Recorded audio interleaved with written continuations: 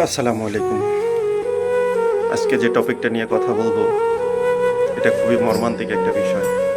আপনারা সবাই জানেন যে গতকালকে নেপালে একটা ভয়াবহ ভূমিধস হয়েছে। পাহাড় ধস হয়ে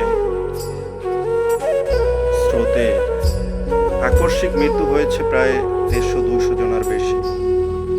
মানুষ ঘুমিয়েছিল, দোরঘাট, ব্রিজ, গাড়ি ভাসিয়ে নিয়ে গিয়েছে। আসলে এটার ব্যাখ্যা দেওয়ার আমার কাছে কোনো পথ জানা নেই।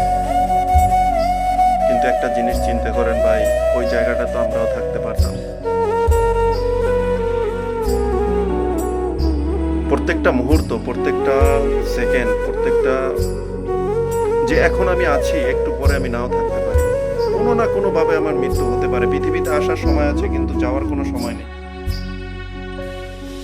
আমরা যদি পৃথিবীর আসার সময়টা দেখি যে আপনার যখন একটা মা গর্ভবতী হয়, তখন ডক্টর বলে দেয় অমুক মাসের অমুক তারিখে তার ডেলিভারি হবে, ওই সময় একটা পুত্র সন্তান আসবে বা একটা কন্যা সন্তান আসবে।